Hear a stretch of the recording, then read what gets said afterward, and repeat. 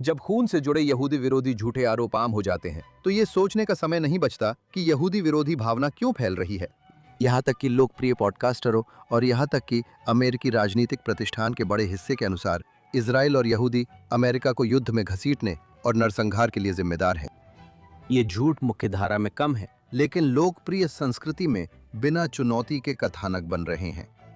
फिर भी अधिकांश यहूदी मानते हैं कि अगर सभी को साथ रहने के लिए मना लें तो 7 अक्टूबर के बाद बढ़ी यहूदी विरोधी भावना शायद खत्म हो सकती है। आज थिंक ट्वाइस में हम यहूदी विरोध की बढ़ती भावना के कारणों की जांच करते हैं और पूछते हैं कि इसके खिलाफ कदम उठाने वाले लोग और यहूदियों की रक्षा करने वाले संगठन क्यों असफल हो रहे हैं।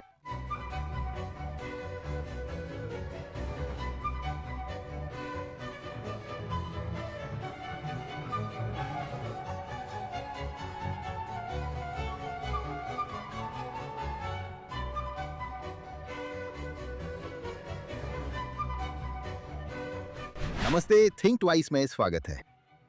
अब जब यहूदी विरोध बाएं और दाएं दोनों ओर फैल रहा है तो यहूदियों को यह समझाने की कोशिश बंद कर देनी चाहिए कि यहूदी द्वेषियों गलत क्यों हैं। अब इजराइल की आलोचना या ज़ायोनिज्म विरोध के नाम पर बाएं पक्ष में यहूदियों के खिलाफ पूर्वाग्रह आम हो गया है। शिक्षा प्रणाली किंडरगार्टन से 12वीं तक के स्कूलों से लेकर कॉलेजों और विश्वविद्यालयों तक का अधिकांश हिस्सा प्रगतिशीलों के नियंत्रण में आ गया है, जिन्होंने नस्ल के बारे में जहरीले वामपंथी सिद्धांतों को फैलाने में मदद की है, जो यहूदियों और इजरायलियों को श्वेत उत्पीड़क के रूप में लेबल करते हैं। उनकी लोकप्रिय संस्कृति पर पकड़ भी मजबूत है। इस बीच विरोधी ज़ायनिस्ट यहूदी मुख्यधारा के उदार मीडिया में भ्रमित यहूदी समुदाय पर हमला करते हैं, जिन्होंने 7 अक्टूबर के बाद यहूदी विरोधी भावना में आई बढ़ोतरी को सामान्य बना दिया है। इसी समय अति दक्षिणपंथ में एक मुखर अल्पसंख्यक भी उतनी ही घिनौने ब्लड लाइबल और साजिशी सिद्धांत फैला रहा है, जिनका मकसद बदनाम करना है। सिर्फ इजराइल और उसके प्रधानमंत्री ही नहीं, बल्कि वे सभी लोग जो यहूदी राष्ट्र का समर्थन करते हैं, चाहे वे यहूदी हों या ईसाई।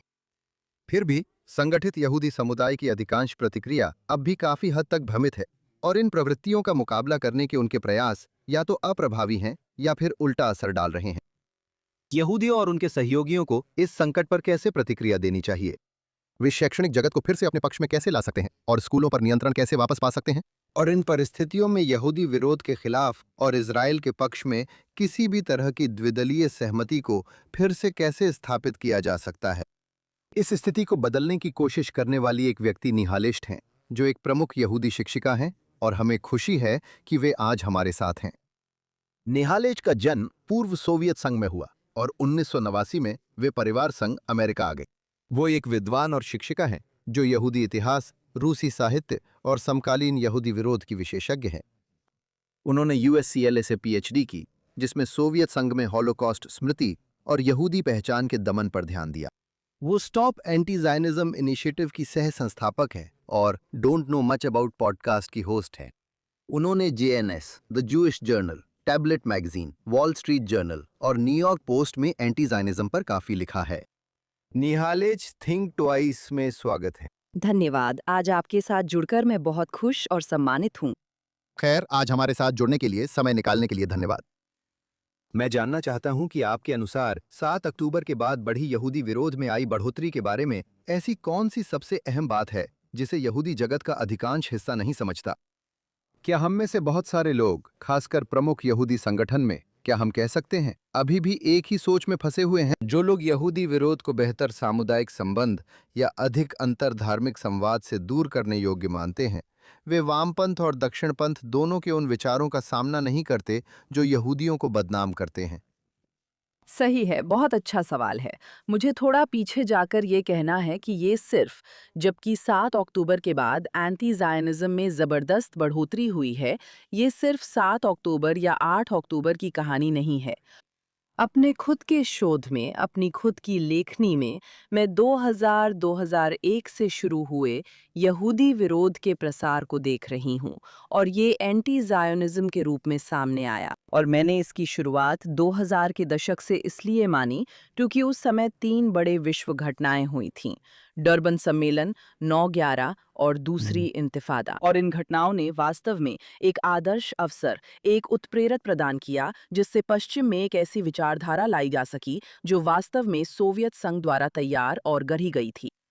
दुर्भाग्य से यहूदी समुदाय ना तो सियोनवाद विरोध को समझने के लिए तैयार था, ना ही उनके पास इसके साधन थे। आज तक कोई भी यहूदी संगठन, कोई भी प्रमुख स्थापित संगठन ऐसा नहीं है जो सियोनवाद विरोध के खिलाफ व्यापक अभियान चला रहा हो। सियोनवाद विरोध आज यहूदी विरोध का सबसे घातक रूप है।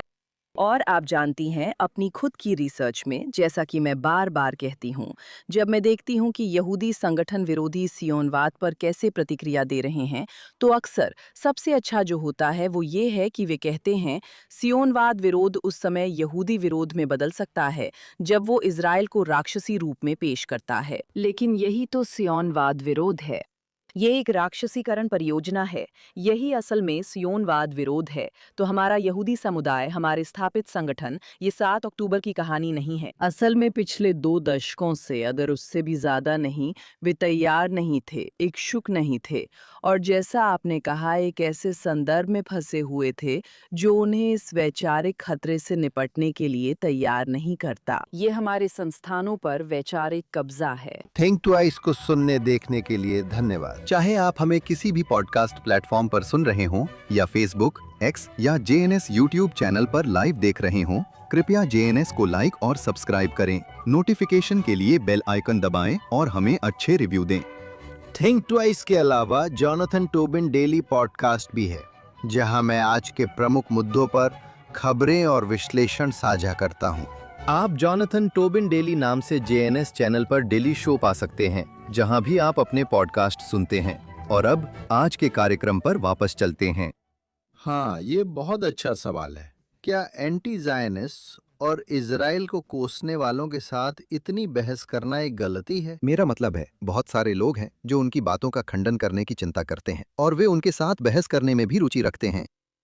क्या ये वो चीज है जो हमें करनी चाहिए, भले ही तथ्यों को दुरुस्त करना जरूरी हो? देखिए, मेरे मन में इस बारे में 2 तरह की सोच है। मुझे लगता है कि सच हमेशा बहुत ज़रूरी है और हमें इंसानियत के तौर पर हमेशा सच की तलाश करनी चाहिए और झूठ का पर्दाफाश करना चाहिए। लेकिन एक बात जो मैंने एंटी ज़ायोनिज़्म और उसका अध्ययन करने के दौरान समझी है, वो ये है कि क्योंकि इसकी शुरुआत एक प्रोपेगेंडा राज्य में हुई थी, ये गलत जानकारी का मामला नहीं है, बल्कि जानबूझकर फैलाई गई गलत जानकारी है ना? तो आप एक एंटी ज़ायनिस्ट झूठे आरोप का खंडन नहीं कर सकती। मैं आपको यहूदियों से नफरत के एक पुराने दौर का उदाहरण, ब्लड लाइबल देती हूँ। श्रोताओं के लिए ब्लड लाइबल वो धारणा है कि यहूदी मज्जा बनाने के लिए ईसाइयों का खून इस्तेमाल करते हैं और खून के प्यासे होते हैं। ब्लड लाइबल के आरोप पर बहस करने का कोई कारण नहीं है, क्योंकि ये एक साजिशी विचार है। ये मूल रूप से सच है, तो इस पर बहस करने के लिए कुछ भी नहीं है।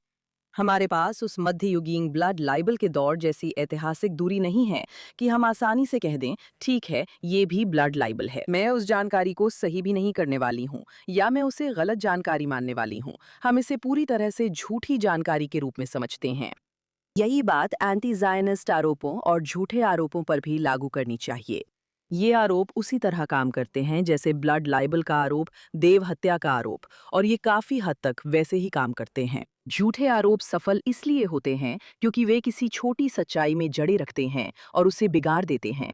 अगर आप ईसा मसीह की हत्या का आरोप देखें, तो यहूदा ने सच में मसीह से विश्वासघात किया था, तो फिर आप इससे पूरे यहूदी समुदाय पर थोप सकते हैं, है ना?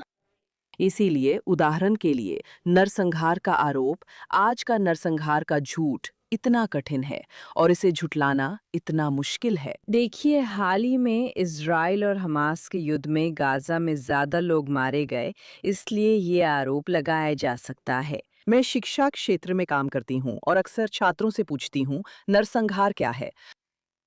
लोग सोचते हैं कि बहुत सारे लोगों की हत्या होना ही नरसंहार है, तो ये आरोप आसानी से चल जाता है।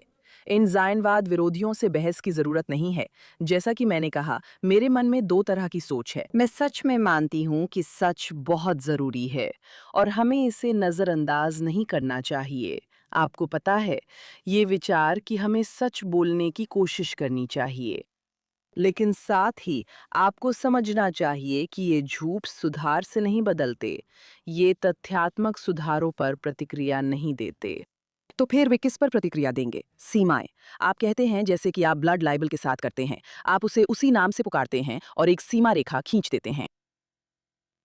हाँ, ये एक दिलचस्प तरीका है इसे देखने का। मुझे लगता है कि उदाहरण के लिए नरसंहार के झूठ का खंडन करने का प्रलोभन इज़राइल की परवाह करने वाले यहूदी जगत के अधिकांश लोगों के लिए इतना प्रबल होता है कि खुद को रोकना मुश्किल हो जाता है। और फिर भी ये एक तरह से, आप जानते हैं, ये एक बंद रास्ता है। आप डेव स्मिथ या हसन पावल जैसे लोगों को मनाने वाले नहीं हैं। हाँ, हसन पिकाचू, आप जानते हैं कि वे गलत हैं क्योंकि उनकी स्थिति तर्क या तथ्य पर नहीं है। और फिर भी आप जानते हैं, और निश्चित रूप से हमारे कई जेएनएस के हमारे कई पाठकों, श्रोताओं और दर्शकों की यही प्रतिक्रिया है कि हमें इसका जवाब देना होगा। आप जानते हैं, हमें पलटकर जवाब देने की सामग्री दीजिए। तो फिर आप जानते हैं, हम कहाँ जाएं, हम कैसे रास्ता निकालें, उस समस्या से निपटने की रणनीति क्या होनी चाहिए। ठीक है, मैं आपको ये बताती हूँ। ड्रेफल्स अपने मुकदमे में ढेर सारे तथ्यों और सबूतों के साथ आया था। वो मुकदमे में आया और सारे तथ्य उसके पक्ष में थे। उसके पास सबूत थे, लेकिन अदालत का फैसला पहले से तय था। वो एक पक्षपाती अदालत थी। हमारे पास, हमें पता है कि तथ्य हमारे पक्ष में है। मैं ये काम 2 दशकों से कर रही हूँ, जब से मैं स्नातक और फिर स्नातकोत्तर छात्रा थी। और मैं मूल रूप से हमारी कहानी को बयान कर रही हूँ, है ना? मैं इसे गलत साबित करने की कोशिश कर रही हूँ, ये सोचकर कि लोग गलत जानकारी के शिकार हैं। वे गलत जानकारी के शिकार हैं। और मुझे पता चला कि दुर्भाग्यवश ये बस असर नहीं करता। ये प्रचार युद्ध है। प्रचार युद्ध में ऐसा असर नहीं होता कि चलिए मैं आपको यहूदियों के इतिहास की यात्रा पर ले चलती हूँ और बताती हूँ कि हम सच में मूल निवासी हैं। मैं आपको बताती हूँ, हम सच में गोरे नहीं हैं। नरसंहार की परिभाषा द्वितीय विश्व युद्ध के बाद बनी, जिसमें राजनीतिक मंशा अहम है। लोगों, ये भी उस गंभीर स्थिति का प्रमाण है जिसमें हम हैं। ध्यान देने की क्षमता इतनी, आप जानती हैं, बहुत ही छोटी, बहुत ही कम हो गई है। लोगों के पास समय नहीं, वे सुनना नहीं चाहते। हम नारों के युग में हैं। मेरे मन में 2 तरह की सोच है। हमें सच को सुरक्षित रखना चाहिए, ये बेहद जरूरी है। उदाहरण के लिए, नताशा हासडॉर्फ के काम का मैं बहुत सम्मान करती हूँ। वो, आप जानते हैं, सच सामने लाने का काम कर रही हैं। जुडिया सामरिया के बारे में सच, अंतर्राष्ट्रीय कानून और अंतर्राष्ट्रीय कानून के लागू होने के बारे में सच। उनका काम बहुत महत्वपूर्ण है। हालांकि जो लोग अभी ये लड़ाई लड़ रहे हैं, जैसे मैं खुद, जैसे कई छात्र, कॉलेज परिसरों में यहूदी छात्र, वहाँ एक मेज के साथ बैठना जिस पर लिखा है एक ज़ायनवादी ऐसा दिखता है, वो ध्यान हम पर केंद्रित कर देता है। मैं हमेशा कहती हूँ, हम बार बार अपनी सफाई देते हुए इज़राइल के अस्तित्व का अधिकार साबित करने की कोशिश करते हैं। खुद यही चीज़ भी खत्म होनी चाहिए, है ना? ये सोच कि हमें लगातार इज़राइल की वैधता के बारे में बात करनी है। क्यों? क्यों? तो आपके सवाल पर फिर से मैं कहती रहती हूँ कि मेरे मन में 2 तरह की सोच है। सच को बनाए रखना बहुत ज़रूरी है। दस्तावेज रखना और रिकॉर्ड रखना बहुत ज़रूरी है। आपको समझना होगा कि ये एक नैरेटिव युद्ध और प्रोपेगेंडा है। शायद मैं ये इसलिए जानती हूँ क्योंकि मैं पूर्व सोवियत संघ से हूँ। मेरे माता-पिता ने सोवियत ज़ायनवाद विरोध झेला है। उन्होंने समझ लिया, उसे भाप लिया। मेरी माँ कहती हैं कि अमेरिकी स्वतंत्र समाज में रहते हैं, इसलिए उनमें अविश्वास की भावना नहीं है और वे असुरक्षित हैं। सोवियत नागरिकों ने हर सुबह प्रावदा पढ़ते हुए पंक्तियों के बीच पढ़ना सीख लिया था। असल में ये एक कठोर और आलोचनात्मक सोच है। बिल्कुल सही, बिल्कुल। और मुझे लगता है कि नहीं, दिलचस्प बात यह है कि कोई भी रूसी यहूदी सोवियत इन झूठ और बदनामियों के झांसे में नहीं आया। उन्होंने ऐसा नहीं किया। वे ठीक-ठीक समझते थे, क्योंकि वे एक प्रचार तंत्र वाले राज्य में रह रहे थे। यहाँ स्थिति बहुत अलग है। लोग, खासकर युवा यहूदी, इन कहानियों के प्रति बहुत आसानी से संवेदनशील हो जाते हैं। इसमें 2 तरफा तरीका अपनाया जाता है। पहला ये है कि आपको युवाओं को ज़रूर शिक्षित करना चाहिए, उन्हें सच बताना चाहिए, तथ्य देने चाहिए। लेकिन असली युद्ध यानी नैरेटिव के मोर्चे में जब आप कहते हैं कि इज़राइल को अस्तित्व का अधिकार है, तो आप रक्षात्मक होते हैं। आप कभी दूसरों पर ध्यान नहीं देते, हमेशा खुद पर केंद्रित रहते हैं। आपने इस पर विस्तार से लिखा है कि एंटी जायोनिज्म और एंटी सेमिटिज्म को अलग दिखाने की कोशिश होती है, जबकि यह सच नहीं है। यहूदी समुदाय के कई लोगों के लिए मीडिया और अकादमिक जगत की तो बात ही छोड़िए, ये समझना इतना मुश्किल क्यों है कि ये दोनों एक ही सिक्के के दो पहलू हैं। अगर आप यहूदियों को वे अधिकार नहीं दे रहे हैं जो आप किसी और से नहीं छीनते, और यही एंटी जायोनिज्म है, तो ये साफ तौर पर भेदभाव है। मुझे ये बहुत सीधा लगता है और मैं इसे ऐसे ही समझाने की कोशिश करता हूँ। लोगों को ये बात मनवाना इतना मुश्किल क्यों है? मुझे लगता है कि ये बात मनवाना वाकई मुश्किल है, क्योंकि अमेरिकी यहूदियों के लिए यहूदी द्वेष को समझने का एकमात्र मॉडल हॉलोकॉस्ट है। मुझे लगता है जोएल केलनर इसे सैंपल ऑफ वन कहते हैं। उन्होंने सोर्स जर्नल में अमेरिकन एंटी जायनिज्म पर निबंध लिखा था, जिसमें सैंपल ऑफ वन समस्या बताई थी, जिसका मतलब है कि अमेरिकी यहूदी आमतौर पर यहूदी विरोधी भावना को हॉलोकॉस्ट के नज़रिए से ही समझते हैं। और जब आप हॉलोकॉस्ट को देखते हैं तो वो दूसरों को अलग करने, बलि का बकरा बनाने, नस्लीय हीनता और ये विचार कि यहूदी दुनिया को नियंत्रित करते हैं, इन सब बातों के बारे में है। स्वास्तिक बुरा है, हिटलर को सलाम करना बुरा है, वे इन चीज़ों की निंदा करने के लिए पूरी तरह तैयार रहते हैं। लेकिन देखिए, ज़ायोनिज़्म उसी रूप में नहीं आता। हम जानते हैं कि ये एक बदलता हुआ वायरस है। रॉबर्ट विस्ट्रिच, जो यहूदी विरोध के महान इतिहासकार थे, और रब्बी जॉनथन सैक्स ने भी कहा था कि ये नफरत बहुत जटिल है। इसमें बदलने की क्षमता होती है। आप जानती हैं, मैंने एक चीज विकसित की है जिसे 3 एरा फ्रेमवर्क कहा जाता है, जो कि यह है। इसे समझाइए। हाँ, तो मूल रूप से यहूदी द्वेष को 3 अलग-अलग युगों के रूप में समझा जा सकता है: एंटी जुडाइज्म, एंटी सेमिटिज्म और एंटी जायोनिज्म। ये सभी एक दानवीकरण परियोजना का हिस्सा हैं। और वो ये है कि आप किसी समुदाय को दानव कैसे बनाते हैं। बात ये नहीं है कि यहूदी बदलते हैं, बात ये है कि नैतिकता यानी समाज जिसे नैतिक मानता है, वो लगातार बदलती रहती है। हमें बार-बार नैतिकता के उल्लंघनकर्ता के रूप में पेश किया जाता है।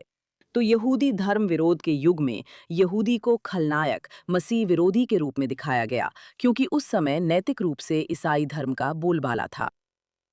एंटी सेमिटिज्म के युग में प्रबोधन के बाद दुनिया में नैतिक बदलाव आया। नैतिकता उस समय नस्ल विज्ञान से जुड़ी थी और इंसानों को नस्लीय आधार पर वर्गीकृत करना प्रगतिशील माना जाता था, हालांकि आज ये अजीब लगता है।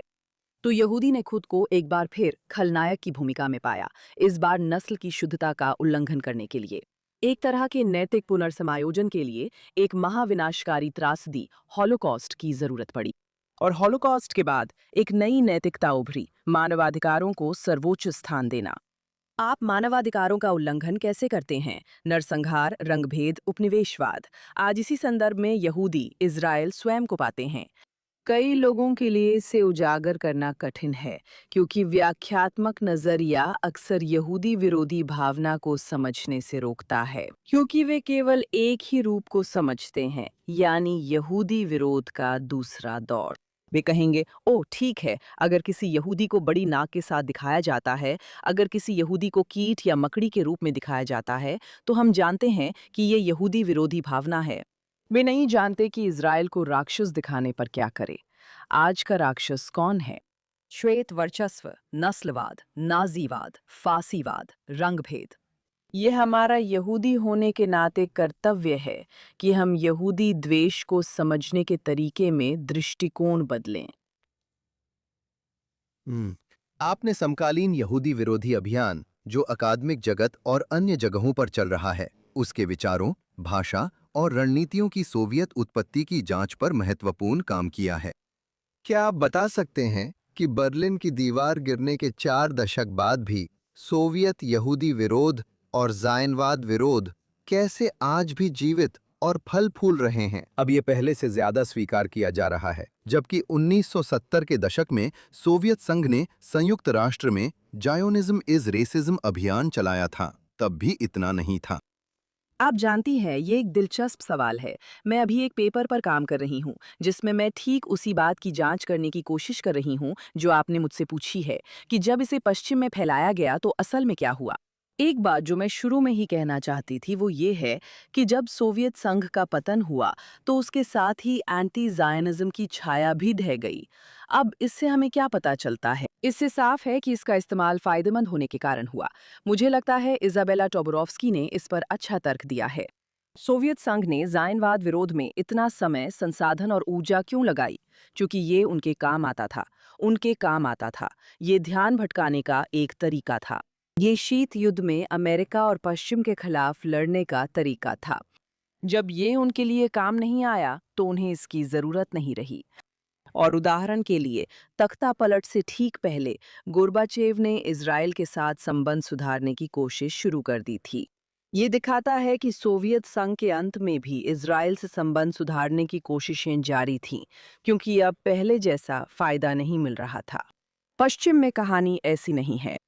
और दिलचस्प बात यह है कि और मेरी जो रिसर्च मैं अभी कर रही हूँ, उसमें मैं देख रही हूँ कि एक आम सोवियत नागरिक, चाहे वो यहूदी हो या गैर यहूदी, एंटी जायनिज्म के बारे में क्या सोचता था। और दिलचस्प बात वही है जो माँ ने कही थी। एक आम सोवियत नागरिक राज्य से आने वाली किसी भी बात को बस एक तरह का वैचारिक कचरा मानता था, अगर आप कहें तो, और उस पर ज्यादा समय नहीं लगाता था सोचने में। कोई सोवियत नागरिक फ्री फिलिस्तीन चिल्लाकर यहूदी का पीछा नहीं करेगा। सोवियत संघ में ऐसा नहीं हुआ। वहां ऐसा कुछ नहीं था। ये कोई नेक मुहिम नहीं बना। लेकिन पश्चिम में ऐसा है। यहाँ कुछ अलग है। पश्चिम में जब यह यहाँ आया तो यह सिर्फ प्रचार नहीं रहा, बल्कि यह एक सच्चा विश्वास बन गया है। मैं तर्क दे रही हूँ कि ये पश्चिम में सोवियत संघ से ज्यादा खतरनाक है, क्योंकि सोवियत नागरिक जानते थे प्रचार क्या है।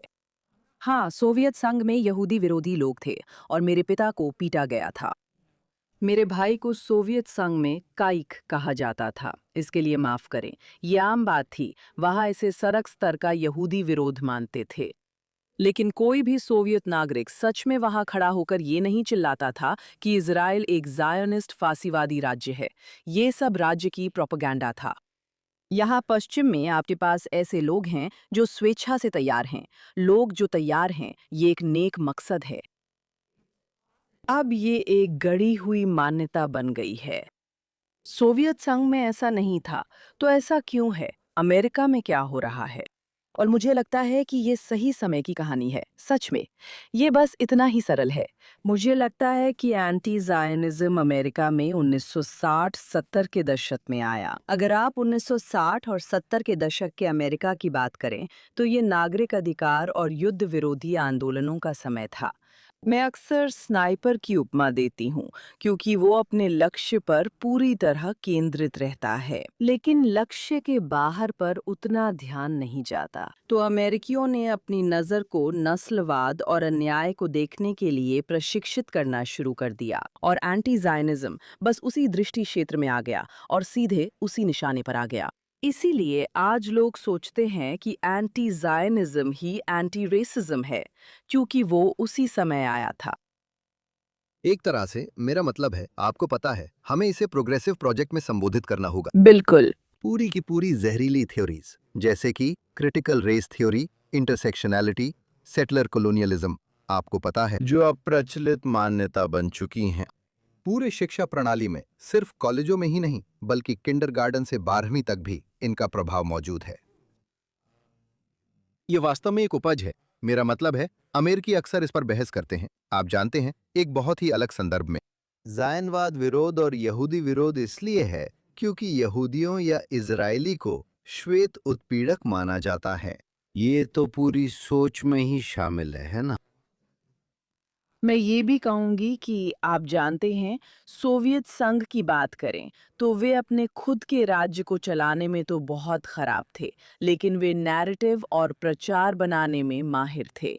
लेकिन वे जानते थे कि अकादमी जैसे उच्च शिक्षा संस्थान बहुत अहम हैं, क्योंकि वहीं ज्ञान बनता है, और अगर आप इन्हें नियंत्रित कर लें तो ये फायदेमंद है। तो उदाहरण के लिए फिर से इजाबेला टोबरोव्स्की के काम की बात करें तो वह उस क्षेत्र के बारे में बात करती हैं, उस छद्म विज्ञान क्षेत्र के बारे में जिसे उन्होंने जायनोलॉजी के रूप में बनाया था। उन्होंने अकादमी में एक नया अध्ययन क्षेत्र बना दिया।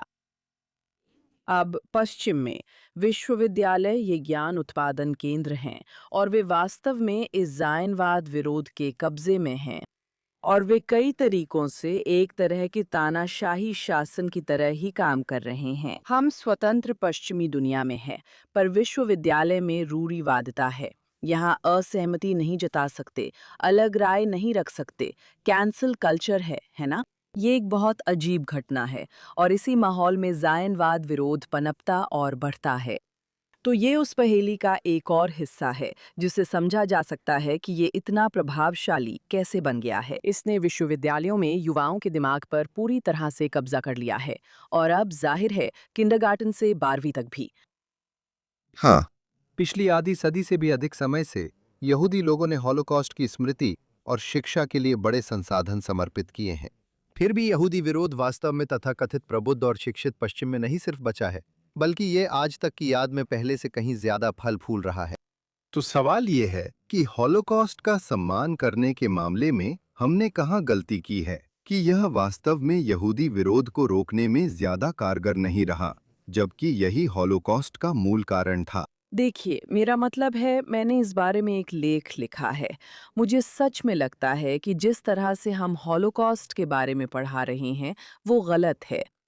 हमने इसे सार्वभौमिक बना दिया और मैं समझती हूँ एक तरह से मैं ऐसा करने की प्रवृत्ति को समझती हूँ क्योंकि यहूदी स्वीकार किया जाना चाहता है। यहूदी चाहता है कि उसकी कहानी को बाहरी दुनिया द्वारा किसी तरह अपनाया जाए। तो वे कहते हैं ठीक है, हॉलोकॉस्ट की कहानी असहिष्णुता, कट्टरता और नफरत की कहानी है। ये सार्वभौमिक श्रेणियां हैं। असल में हॉलोकॉस्ट की कहानी ऐसी नहीं है और ये 1933 में हिटलर के सत्ता में आने से शुरू नहीं होती।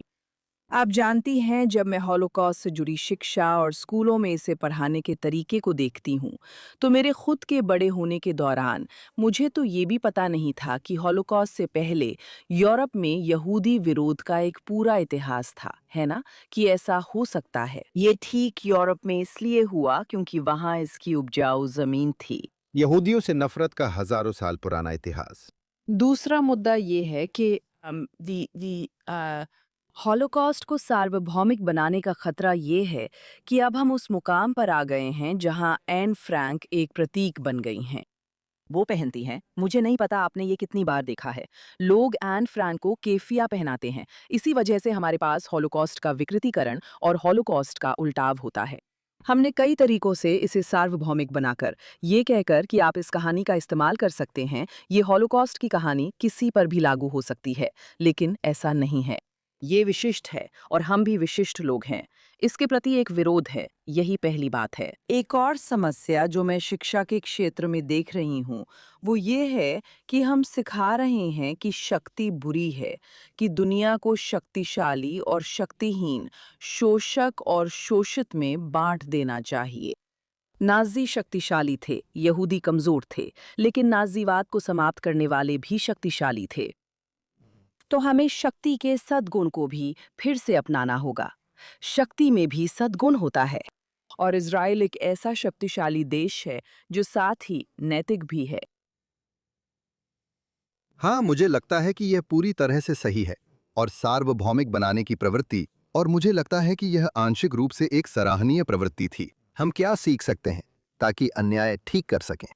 लेकिन डर यह है, जैसा कि एक विद्वान ने एक बार मुझसे कहा था, कि होलोकॉस्ट इतिहास में अकेला छूट जाएगा, और इसलिए कि यह किसी और चीज को प्रभावित न कर सके, इसने इस स्थिति को जन्म दिया है जहां यहूदियों पर ही इसे पलट दिया गया है, जो कि यहूदी विरोध का एक क्लासिक तरीका है कि यहूदियों पर उन पर उसी चीज का आरोप लगाया जाए जो यहूदी विरोधी उनके साथ करना चाहते थे। हाँ, और मैं इसमें एक और बात जोड़ना चाहूंगी, एक और चीज जो मैं अभी आपके साथ सोच रही हूँ और मैं इस बारे में भी सोचती रही हूँ कि हम अपने युवाओं को हॉलोकॉस्ट की कहानी कैसे प्रस्तुत कर रहे हैं। अक्सर हम जीवित बचे लोगों को बुलाते हैं। कृपया समझिए, मैं उनका गहरा सम्मान करती हूँ और उन्हें महत्वपूर्ण मानती हूँ। मेरे दादा हॉलोकॉस्ट से बचे थे। अगर देखें, आमतौर पर छात्रों को यही कहानी सुनाई जाती है, मैं फला साल में पैदा हुई और फिर खुद को एक गेटो में पाती हूँ और मेरा पूरा परिवार, यही सब मेरे पूरे परिवार के साथ हुआ। ठीक है, लेकिन इसमें क्या कमी रह जाती है? और जब मैं अपने छात्रों से और अपने बेटे से, जिसके स्कूल में अभी-अभी हॉलोकॉस्ट पर एक कार्यक्रम हुआ था, बात करती हूँ, तो सवाल उठता है, लेकिन मिस्टर सो एंड सो बाबियार कैसे पहुंचे? या वे साबी बोर तक कैसे पहुंचे? यही वो महत्वपूर्ण हिस्सा है जो गायब है, दानवीकरण की रणनीतियां। आज हम ज़ायोनिज़्म विरोधी दौर में दानवीकरण के चक्र में हैं। लेकिन जिस तरह से हम हॉलोकॉस्ट के बारे में पढ़ा रहे हैं, हम जैसे सबसे महत्वपूर्ण हिस्से को नज़रअंदाज कर रहे हैं।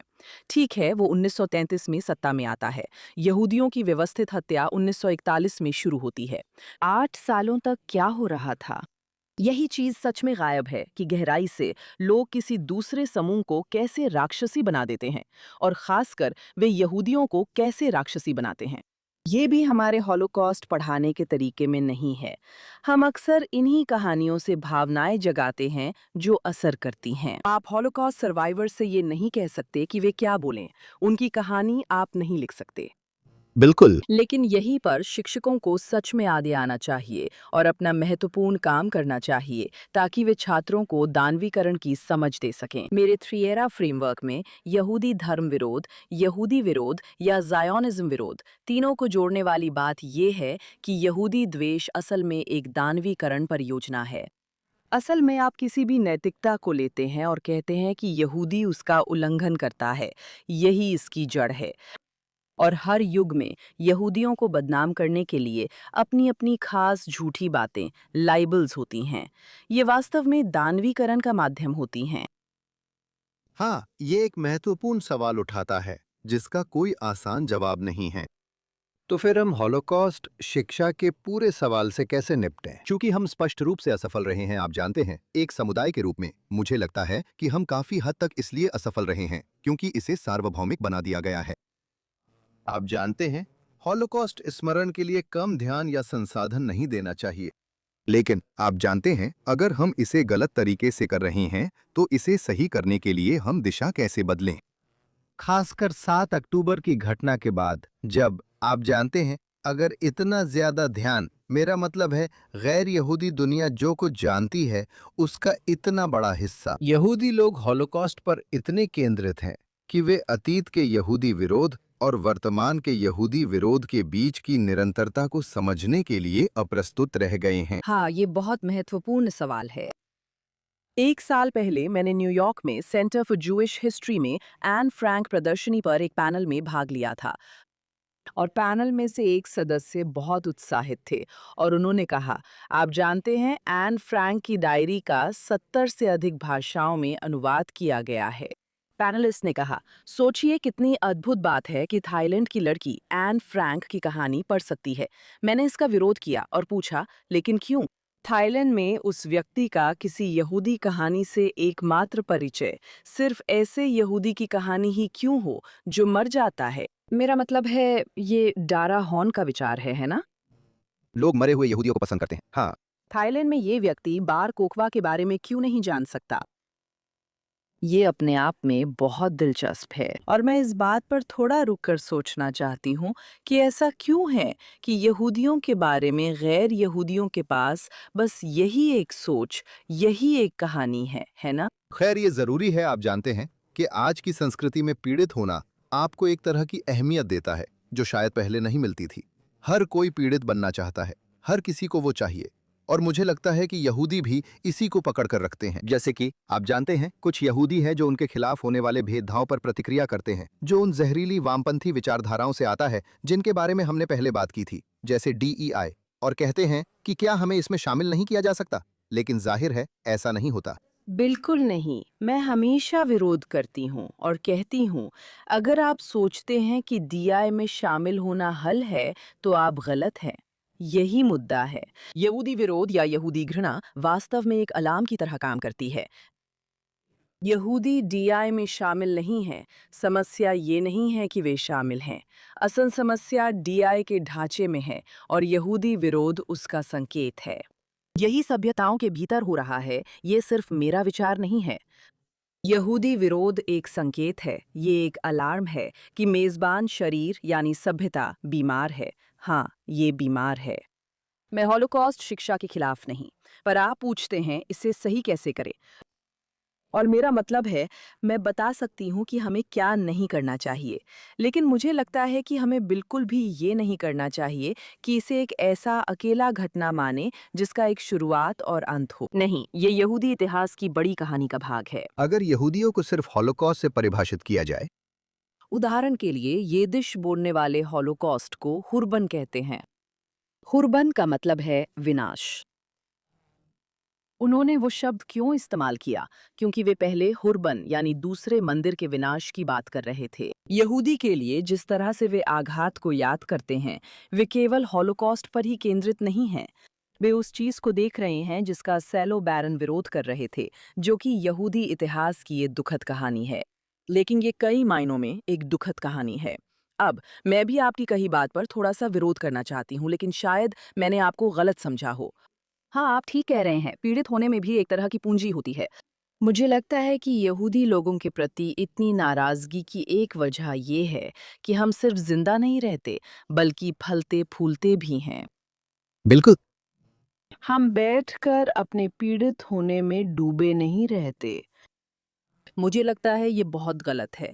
यही इज़राइल है जो अपनी पीड़ित कहानी में नहीं उलझता, बल्कि सफलता की कहानी पर केंद्रित रहता है। और शायद ये मुश्किल है क्योंकि दुनिया इसके लिए तैयार नहीं है। मेरे पास एक छात्र था जिसने एक बार कहा, मुझे लगता है कि दुनिया इज़राइल के लिए तैयार नहीं है। और मैंने पूछा, तुम्हारा क्या मतलब है? दुनिया इज़राइल के लिए तैयार क्यों नहीं है? उस छात्र ने मुझसे कहा, दुनिया पीड़ितों को बहुत पसंद करती है, लेकिन इज़राइल उससे आगे निकल जाता है। इज़राइल पीड़ित बनना नहीं चाहता। मुझे ये बहुत गहरी बात लगी। मुझे लगता है ये भी कुछ हद तक उन वजहों में से एक है कि मेरे छात्र मुझसे पूछते हैं, यहूदी विरोध क्यों है? वे यहूदियों से नफरत क्यों करते हैं? आप जानते हैं, ये उतना ही सरल है। यहूदी लोग, आप जानते हैं, हम एक अलग समुदाय हैं। कदोश को अक्सर एक पवित्र समुदाय कहा जाता है, लेकिन कदोश का मतलब अलग भी होता है ना? हवदालत, अलग करना। हम एक अलग समुदाय हैं। हम उन ढांचों में फिट होने के लिए बने ही नहीं हैं, जो दूसरी अल्पसंख्यकों के लिए काम करते हैं। इज़राइल, आप जानते हैं, हम चाहते हैं कि हमारे साथ भी बाकी देशों की तरह व्यवहार किया जाए, और हम ऐसा चाहते भी हैं, लेकिन हम एक अलग समुदाय हैं। शायद दुनिया इसके लिए तैयार नहीं है और अभी पीड़ित भाव में डूबे रहना चाहती है। हाँ, यहूदी माता-पिता और छात्र ज़ायनिज़्म को नस्लवादी और इज़राइल को श्वेत उत्पीड़कों का देश मानने वाली सोच का विरोध कैसे कर सकते हैं? ये आप जानते हैं, हमारे लिए इन मुद्दों को, आप जानते हैं, 30,000 फीट की ऊंचाई से देखना ठीक है। लेकिन स्कूलों में बच्चों और उनके माता-पिता के लिए ये रोजमर्रा का जीवित रहने का सवाल है। और आप शिक्षकों या अन्य छात्रों का सामना कैसे करते हैं जब वे इन रूढ़ियों को सामान्य बना देते हैं? जॉनथन, मुझे हर हफ्ते माता-पिता कॉल करते हैं और कहते हैं कि मैं उनके उन बच्चों से बात करूं जो ज़ायनिज़्म विरोध के प्रभाव में चले गए हैं। क्या आप कृपया मेरी बेटी से बात कर सकती हैं? क्या आप कृपया मेरे बेटे से बात कर सकती हैं? और बेशक, मैं इसके लिए तैयार हूं। लेकिन आप जानते हैं, मुझे आपको बताना है, जब मैं पीछे मुड़कर देखती हूँ तो सोचती हूँ, आखिर मैं ऐसी क्यों हूँ? मैं अपने विचारों तक कैसे पहुँची? और मुझे कहना होगा, स्कूलों पर निर्भर रहना और सोचना कि स्कूल ही शिक्षा देंगे, ये सही नहीं है। मुझे लगता है कि हम माता-पिता के पास बहुत ताकत है। मैं अपने बारे में एक कहानी साझा करना चाहती हूँ। जब हम सोवियत संघ से अमेरिका आए थे तो हम लॉस एंजलिस में बस गए थे, और मैं अक्सर अपनी माँ के साथ सुपरमार्केट जाया करती थी, क्योंकि मुझे लगता था कि सुपरमार्केट डिज्नीलैंड जैसा है, इतनी सारी गलियां और अलग-अलग ब्रांड्स की चीजें। और मुझे वो एक दिन याद है, हम चेकआउट पर थे और जो व्यक्ति कैशियर पर था उसने मेरी माँ से कहा, ओह, आपका लहजा अलग है, आप कहाँ से हैं? उन्होंने कहा, यूक्रेन। उस व्यक्ति ने कहा, ओह, तो आप यूक्रेनी हैं? उन्होंने कहा, नहीं, मैं यहूदी हूँ। मुझे याद है, मैं माँ से बहुत शर्मिंदा हो गई थी। सोच रही थी, ओ माँ, उसने ये नहीं पूछा था, वो तो आपका धर्म है, आप क्यों कह रही हैं कि आप यहूदी हैं? और मुझे याद है, मैं पीछे हट गई थी। और घर जाते समय मैं अपनी माँ को समझाने की कोशिश कर रही थी, नहीं, अमेरिका में। उन्होंने कहा, नहीं नायालेच, यहूदी हमारी कौम है, हमारी जातीय पहचान है। यही मेरी पहली बातचीत थी। मैं करीब 8-9 साल की थी।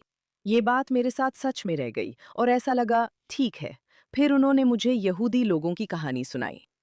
सोवियत यहूदी जर्मन यहूदी लेखक लियोन फुचफैंगर को पढ़ना पसंद करते थे। बिल्कुल, हाँ। और उन्होंने मुझे उनके द्वारा लिखी गई कहानियां, उपन्यास जोर से पढ़कर सुनाना शुरू किया। और उनके कई उपन्यास ऐतिहासिक कथा साहित्य हैं। उनकी पृष्ठभूमि प्राचीन यहूदिया है। हाँ, उनकी योसेफ उस्तरई, हाँ। बिल्कुल सही। तभी मुझे पता चला कि यहूदी लोग यहूदिया से आते हैं। ये मैंने अपनी माँ से सीखा, स्कूल से नहीं। मैंने ये ना तो सिनेगॉग से सीखा, ना ही विश्वविद्यालय में। मैंने ये अपनी माँ से सीखा।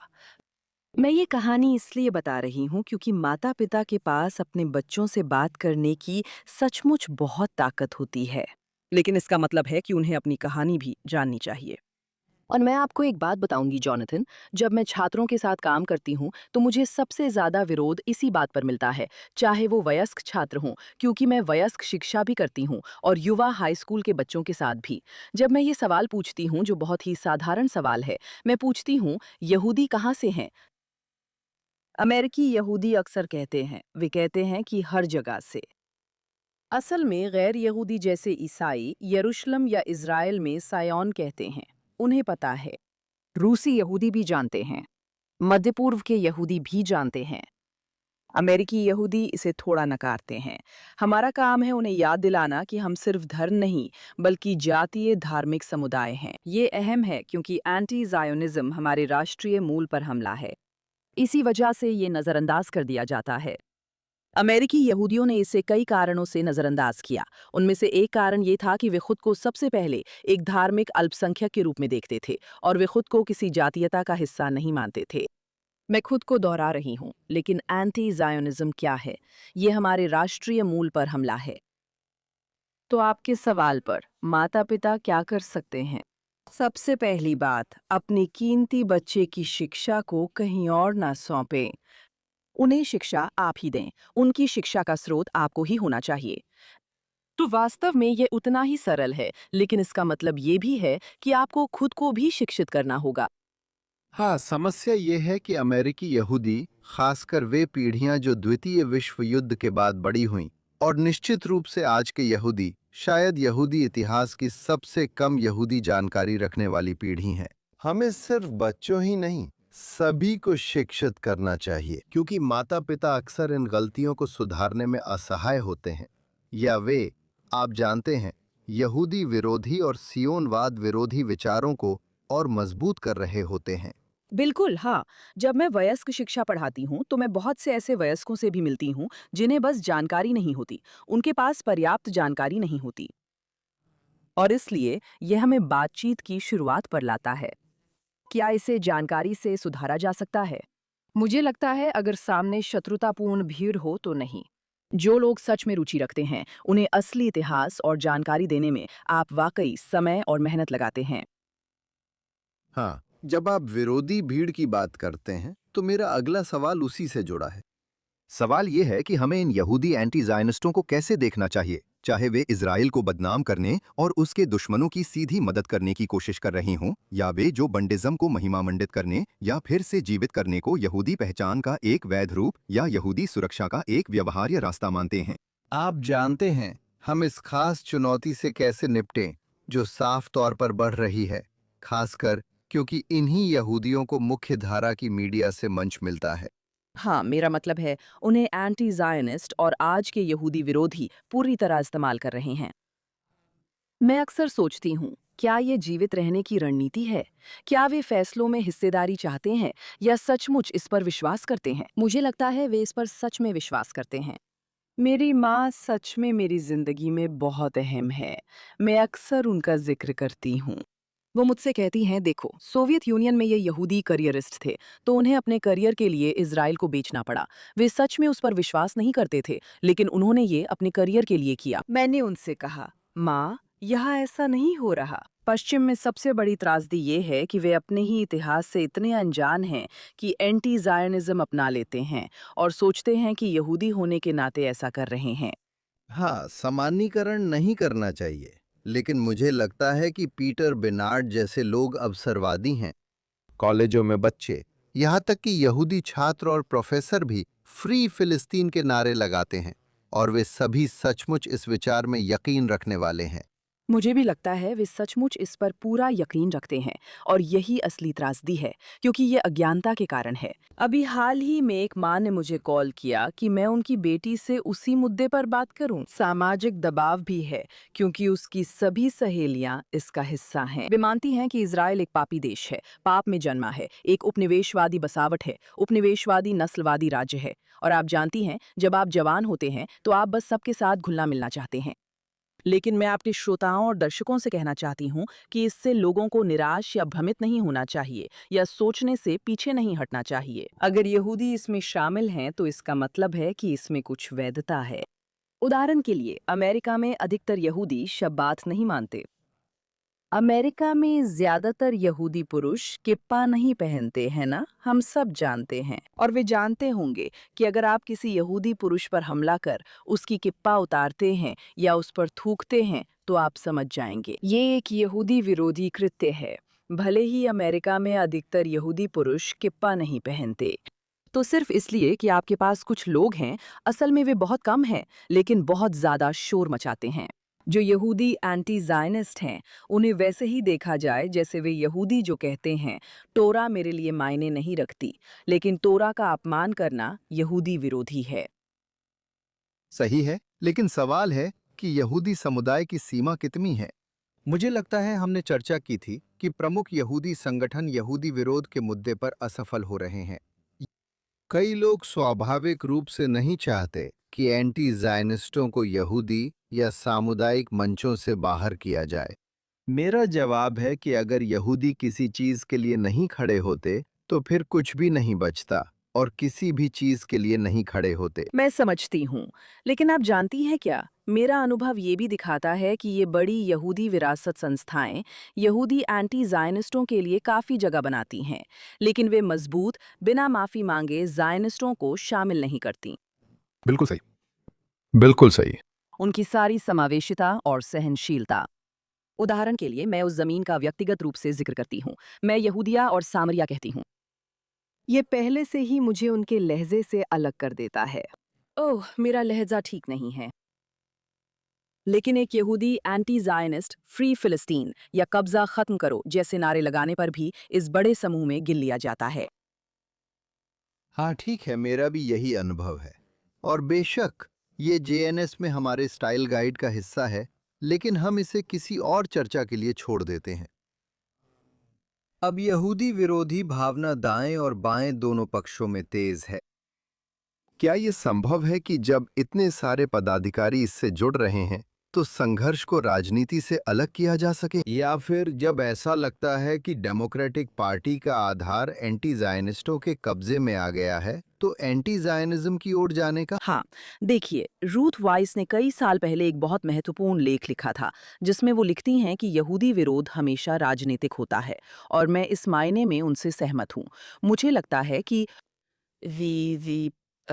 यहूदी विरोध की प्रकृति ये है कि इसे हमेशा राजनीतिक लोगों द्वारा हथियार बनाया जाता है, और यहूदी को बलि का बकरा बनाने, बाहर करने, निकाल फेंकने और अंत में आखिरी कदम के तौर पर यहूदी का सफाया करने का तरीका बन जाता है। वामपंथ और दक्षिणपंथ में जो हो रहा है, इसे हॉर्स शू थियरी कहते हैं। लेकिन चलिए इसे एक पल के लिए अलग रखते हैं। वामपंथ में जो हुआ वो शुरू में सबसे आगे हाशिए पर था।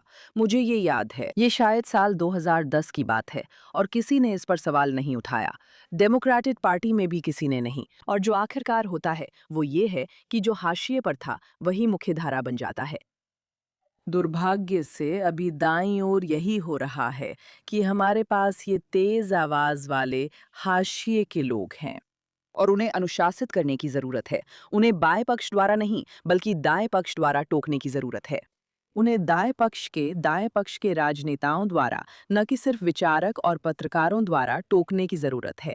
राष्ट्रपति ट्रंप कहते हैं कि मेरी पार्टी में यहूदी विरोधी भावना के लिए जगह नहीं है, लेकिन सिर्फ वही काफी नहीं है। नहीं, मार्को रूबियो इस मामले में बहुत अच्छा काम कर रहे हैं, लेकिन जेडी वेंस नहीं कर रहे हैं। हाँ, उनकी सार्वजनिक तटस्थता। आप जानते हैं, बेन शपीरो और टैकर कार्लसन की बहस में टर्निंग पॉइंट यूएसए के कार्यक्रम में पिछले दिसंबर में, मुझे लगता है यह एक अहम पल था कि कैसे यहाँ तक कि हम में से जो लोग उनके प्रति सहानुभूति रखते थे और उन्हें कई मामलों में पसंद करते थे, हमें भी उन्हें देखना पड़ा। सही है। बात यह है कि सुनिए, मुझे इस बात से हैरानी नहीं है कि यहूदी विरोध फिर से लौट आया है। मुझे हैरानी ये है जॉनथन कि पहले यहूदी राष्ट्रवाद विरोध वामपंथ में था, अब दक्षिणपंथ में भी आ गया है। मैं कभी सोच भी नहीं सकती थी कि कोई दक्षिणपंथी व्यक्ति अचानक से नरसंहार के झूठे आरोपों के बारे में बात करेगा, उन्हीं बातों का इस्तेमाल करेगा। मेरे लिए यह दिलचस्प घटना है जिसे समझना और अध्ययन करना चाहिए। मुझे लगता है जेम्स लिंडसे ने इस पर अच्छा काम किया है। वो शिकायत की कहानियों के बारे में बात करते हैं और कहते हैं कि पीड़ित होने की भावना के साथ ये शिकायत की कहानियां वास्तव में स्वस्थ नहीं हैं। मुझे लगता है कि दुर्भाग्य से दाएं पक्ष के कई लोग भी उस पीड़ित कहानी में शामिल हुए हैं। जब आप खुद को पीड़ित मानते हैं तो सोचते हैं कि आपको कौन दबा रहा है। सही है, यहूदी हमेशा आसान बलि का बकरा बन जाते हैं। दुर्भाग्यवश आखिरकार हम यहूदी युवाओं की नई पीढ़ी में, जिनमें से कई इस देश में काफी हद तक घुल मिल गए हैं और जैसा कि मैंने पहले कहा, यहूदी तौर पर अनपढ़ हैं, जैसे उनके माता पिता भी हैं, ये विचार कैसे पैदा करें कि सियोनवाद उनकी यहूदी पहचान का एक अनिवार्य तत्व है, जबकि उनकी जिंदगी में बहुत कुछ उन्हें ये समझाने में लगा है कि सभी सांप्रदायिक पहचानें शायद गैर श्वेत लोगों से जुड़ी पहचान को छोड़कर मूल रूप से नस्लवादी हैं। हम इससे कैसे निपटें? पहले ये राजनीतिक वामपंथ में था, अब दक्षिणपंथ में भी दिखता है। ये बात समझने से जो परहेज है कि इज़राइल यानी इज़राइल की भूमि यहूदी होने का अभिन्न हिस्सा है। बहुत अच्छा सवाल है। हाल ही में मैंने इसी पर जूइश जर्नल के लिए एक लेख लिखा है। मैंने कुछ साल पहले जेएनएस के लिए लिखा था।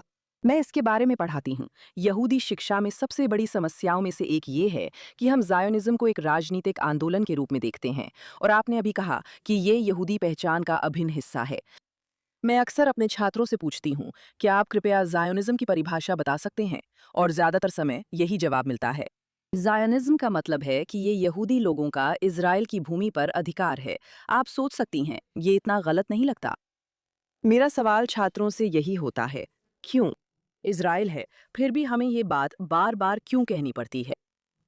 आप बार बार ये नहीं कहेंगे कि मैं इस विचार में विश्वास करती हूँ कि नाया मौजूद है। वो है ना? इज़राइल पहले से ही मौजूद है।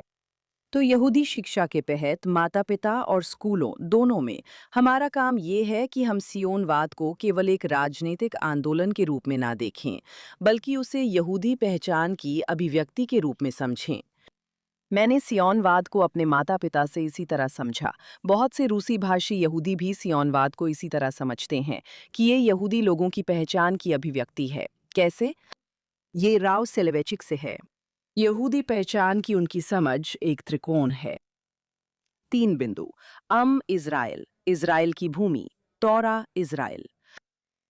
और सियोनवाद वास्तव में इन तीनों को एक में समेटे हुए है। तो वास्तव में हमारा काम यही है कि हम सियोनवाद को एक राजनीतिक आंदोलन के रूप में देखना छोड़ दें और अपने बच्चों को ये सिखाएं कि वे एक कौम हैं, कि वे इज़राइल की भूमि से आते हैं। देखिए, ये आसान बात है। आप सोचेंगे इसमें मुश्किल क्या है?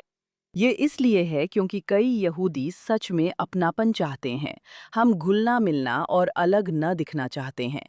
हम अमेरिकी बनना चाहते हैं। मेरे छात्र पूछते हैं, अगर हम यहूदी हैं तो क्या हम अमेरिकी नहीं हो सकते?